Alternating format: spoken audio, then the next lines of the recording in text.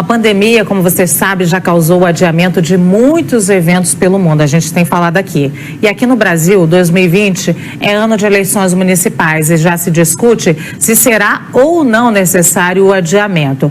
A Academia Brasileira de Direito Autoral e Eleitoral, aliás, e Político, fez um estudo sobre o impacto da Covid-19 e enviou ao Tribunal Superior Eleitoral uma proposta de mudança. Sobre esse assunto, a gente conversa agora, então, com a secretária-geral da Abradep, Gabriela Hollenberg. Gabriela, bom dia, muito obrigada por estar aqui nesse plantão, num domingo de manhã aqui na CNN. Saiu da cama para explicar a gente um pouquinho aqui sobre qual é o impacto disso para a gente, da pandemia nas nossas eleições. Quais são esses principais impactos e que vocês identificaram nesse estudo? Bom dia, Luciana. Bom dia, Daniel. É um prazer estar aqui com vocês. E, na verdade, o que eu queria dizer... Deixa eu só tirar aqui o meu volume, porque senão fica dando eco. O que eu queria dizer é o seguinte: a gente se manifesta pela manutenção do calendário, desde que seja possível, por óbvio, em virtude do que os sanitaristas estão dizendo, exatamente como defende o ministro Barroso. Mas a gente propõe também datas de adiamento, no caso 15 de novembro ou 6 de dezembro, caso exista a necessidade de fato de fazer esse adiamento. E aí a gente propõe também uma série de medidas, né, enfim, de propostas para que a realização da eleição seja possível, porque a gente vai ter que fazer um monte de adaptações. Então, desde o calendário eleitoral até a parte de como que vai ser processar essa votação. Então, o que o ministro Barroso já apontou e também defendendo em relação à possibilidade de estender, por exemplo, o horário de votação para que a eleição seja possível. Gabriela, na sua opinião, Daniel Adjuto aqui agora, é possível passar esse pleito para o ano que vem, tendo que estender os mandatos, ou isso prejudica a democracia? Bem, a gente defende, a gente é primeiro terminantemente contra a unificação das eleições, assim como defende o ministro Barroso. A gente entende que a unificação é inconstitucional. O Brasil, ele precisa de mais participação e não menos participação, como alguns prefeitos têm defendido. E, além disso, Daniel, é importante dizer que a prorrogação de mandato, via de regra, é inconstitucional. O Supremo, inclusive, numa vigência de uma Constituição anterior, já se pronunciou a respeito desse tema e entendeu que é antidemocrático, viola o republicano e a alternância do poder. Então, a gente defende, de fato, a manutenção da eleição para esse ano. Nós defendemos uma eleição possível. Então, nós somos contra a prorrogação de mandatos, por óbvio, a não ser que seja impossível de realizar a eleição nesse ano.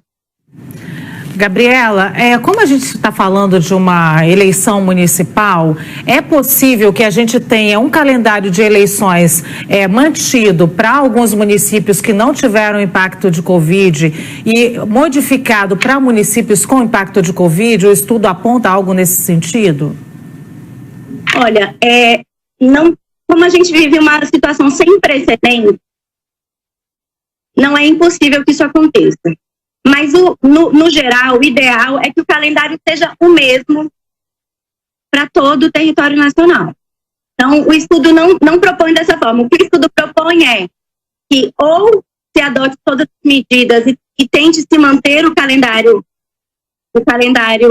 original, ou, caso não seja possível, que se faça esse adiamento aí no máximo até o dia 6 de dezembro, possibilitando que os atos sejam praticados, que a eleição seja praticada, enfim, para que não se tenha esse prejuízo tão grande para a nossa democracia. A gente sabe que o adiamento é muito provável, né? O IDEA, que é um instituto internacional que acompanha todas as eleições pelo mundo, ele já informou que, inclusive, foram mais de 57 eleições adiadas. Então, de fato, a gente acredita que vai haver o adiamento, mas a gente defende terminantemente terminantemente que a eleição seja realizada esse ano. E quanto custa, Gabriela, mudar a data das eleições? É algo viável?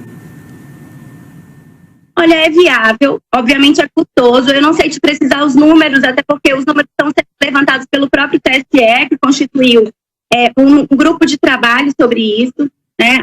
O próprio Congresso Nacional também está constituindo um grupo de parlamentares para estar dialogando com o TSE, mas o que eu posso te precisar é que, por exemplo, se for necessário fazer a votação em mais de um dia, aí o custo seria de, por exemplo, 180 milhões de reais. Então, realmente, né, qualquer tipo de adaptação fora do calendário original, ela vai gerar um custo, mas viver numa democracia tem um custo, e o custo é módico.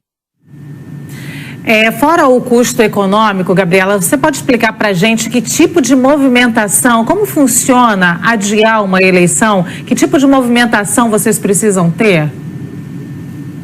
Olha, nós temos movimentação desde a questão do alistamento, por exemplo, o alistamento dos presos provisórios que ainda não foi feito, tem que ser feito até 20 de agosto. Então, a gente tem toda uma questão de calendário de convenções partidárias. As convenções partidárias são previstas para 20 de julho, então essas convenções também teriam que ser prorrogadas para mais para frente. Caso se tenha, de fato, adiamento, você mexe com prazo, inclusive, eventualmente, filiação partidária, porque você teria... porque a gente tem aí, os prazos, né, muitos deles são definidos a partir da data da eleição para trás.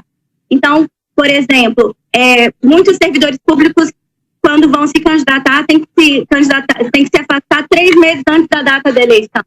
Então, essa desincompatibilização estaria aí para acontecer no início de julho, caso mantido o calendário original.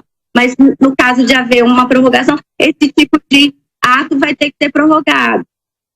Da mesma forma, todos os demais atos da campanha eleitoral, as próprias condutas vedadas dos agentes públicos também têm como parâmetro a data da eleição. Então, também teria que fazer todo um ajuste em relação a isso. São várias questões, vários atos que têm que ser revistos e ajustados para que seja viável fazer essa prorrogação de uma eleição. E é tudo inédito, né? A gente nunca enfrentou nada parecido. Então, por isso é tão importante um diálogo entre o Tribunal Superior Eleitoral e o Congresso Nacional para que esses atos sejam ajustados não apenas a partir da definição de uma data, né? Mas e que seja também uma data viável para que se tenha, por exemplo, a apresentação das contas eleitorais, enfim, que se organize tudo de forma que a viabilizar a administração das eleições pelo Tribunal Superior Eleitoral.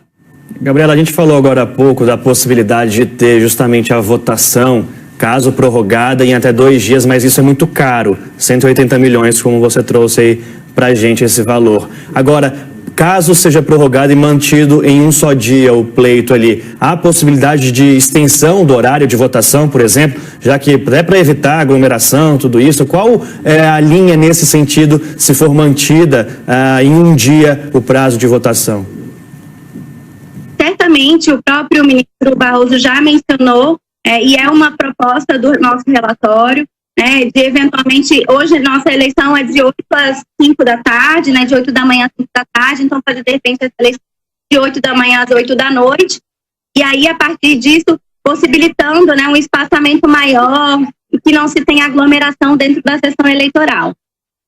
Uma questão relevante que a gente propõe é a adoção de ferramentas tecnológicas para que se tenha, eventualmente, a definição de grupos de risco para um determinado horário, quase que como uma possibilidade de agendamento do horário, né, quando o eleitor vai naquela sessão eleitoral. Hoje a gente tem muitas ferramentas tecnológicas disponíveis, enfim, com georreferenciamento, né, com muitas possibilidades. Então, é uma proposta que a gente faz também, é que o tribunal estude a possibilidade de trazer esse tipo de solução tecnológica para facilitar esse espaçamento, né, de comparecimento dos eleitores e, a partir disso, evitar aglomerações nas sessões eleitorais. Gabriela, por último, só para terminar a nossa entrevista, esse assunto agora das eleições tem voltado à nossa pauta. A gente vai tentando trabalhar todos os assuntos conforme eles vão aparecendo. E agora o assunto eleições, porque está na emergência também. E aí eu te pergunto, por quanto tempo a gente vai ficar discutindo? Quando a gente vai saber uma data, se teremos ou não eleição na data prevista ou adiamento? Bem, o próprio ministro Barroso, desde antes até de assumir o TSE, já vinha se pronunciando de que apenas em junho a gente teria aí uma sinalização clara sobre isso. E o Congresso Nacional também já definiu o mês de junho como a data limite para que se tenha essa definição. E, de fato, nós temos que definir isso logo, porque há uma série de adaptações que vão ter que ser feitas, não apenas em termos de data, mas toda a parte logística de administração das eleições pela Justiça Eleitoral. Enfim, tem um monte de atos que já eram para ter sido praticados, a própria questão das urnas eletrônicas, a verificação da segurança, os atos, inclusive treinamento de mesários que vai ter que ser feito. Então, tudo isso tem que ser programado, né, com antecedência, né, e vários atos têm data para acontecer. Então, por exemplo, como eu já mencionei, a partir de 4 de julho, uma série de questões já estariam incidindo em termos de calendário. Então, por exemplo, a vedação de publicidade institucional, tem uma série de possibilidades que vão ter que ser debatidas, mas eu acredito que até o final de junho a gente vai ter um posicionamento final a partir do Congresso Nacional, até porque, na verdade, não é uma questão simples, a gente precisa aprovar isso por emenda constitucional. Gabriela Hollenberg, secretária-geral da Abradep, esteve aqui com a gente nessa manhã de domingo aqui na CNN. Muito obrigado pela sua entrevista. Obrigada. Eu que agradeço.